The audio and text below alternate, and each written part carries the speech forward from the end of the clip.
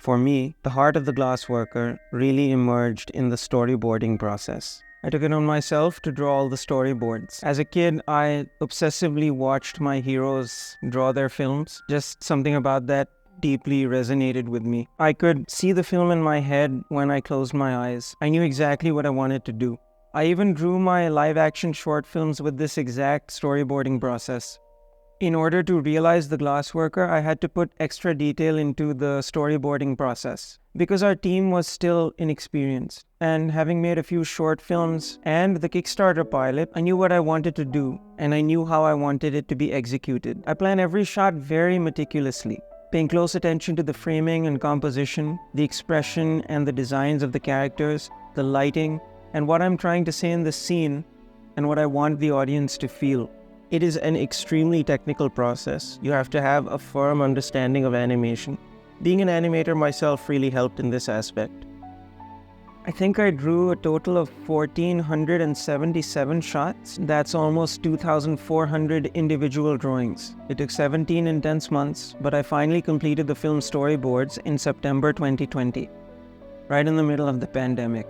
I learned a lot from the storyboarding process. Personally, I wanted every aspect of the film to be as beautiful as possible, even if no one is going to see the storyboards. However, my feelings regarding the length of the script were correct. I ended up drawing a very, very long film. I edited the Animatic and did all the scratch music and Foley myself. Mariam and I even did all of the scratch voice acting, which was a lot of fun. Doing the voice acting with Usman was actually one of my favorite parts about the whole film. I could really put everything into it, and I think I was extra careful because this rough voice acting is what would be provided to the animators to animate. How could you have bought something from that pacifist? My dearest, a 14-year-old boy can hardly be called a pacifist. Vincent. One of the few we've sold lately. Are you making something? Maybe I could see. Last time I visited the workshop, I was thrown out. They did such a good job that people thought they were final voices, even though it was just the two of them doing Usman doing the male voices and Mariam doing the female ones, and Mariam actually doing some of the boys' voices as well. Huh? I thought your fiddle was the djinn wailing in the sea cave. Sounds like it's got a bellyache.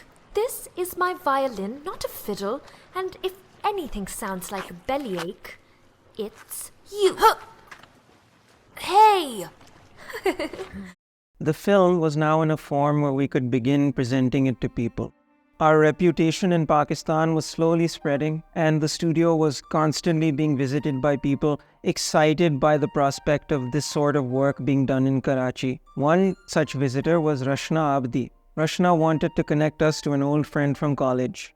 That friend was the amazing Manuel Cristobal. Years ago, I got a call from her, and she said, some friends of mine are doing an animation film. You should talk to them. And I think it's the polite thing to do. I started talking with the team from The Glassworker, and to my surprise, we are. And it's a wonderful coincidence, and I will thank Russia forever. I had read about Manuel in 2013 when I watched his film Wrinkles, and I remember being blown away by it. It was an honor to have Manuel come on board as a producer as well. Mariam, Khizr and I have learned a lot from him, especially Khizr. Manuel's experience is something the three of us really needed to navigate the international animation industry. And with Manuel by our side, we went straight to work. Thankfully, Manuel loved the Animatic and saw the potential of The Glassworker, but he also felt the film could use some trimming. The Animatic was coming out to be almost 2 hours. Now, I have said many times to everyone on board that while I do have a set vision for The Glassworker, I'm not going to let my ego get in the way of making this film as good as it can be. I wanted to make the best film that I could, and I was ready to go to the ends of the earth to achieve it. Manuel connected me with his longtime collaborator and editor, the wonderful Jose Manuel Jimenez. After a few conversations with Jose, he knew exactly what sort of tone I was hoping to achieve for The Glassworker. And who better to learn from to become a better director and storyteller than someone who has worked on some of the best animated films that I've seen. The first thing I really love about the film is the story. The story in animation and in live action. It's everything. I like the epic scale of the story. Epic elements like war, but with very clear and very small love story in the center. It's like Dr. Zivago or another classic films from the 50s and the 70s.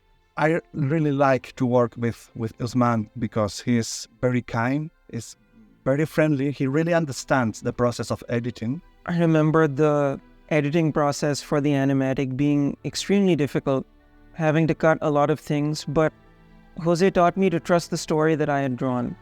We just had to find a way to navigate through it effectively. And after a lot of hard work and collaboration, we brought the film's length down from 1 hour 56 minutes to 96 minutes, without losing any of the intimate character moments, which is a testament to Jose's talent and experience. Our film was ready, and with the support of this incredible international team, we were ready to take on the challenges ahead.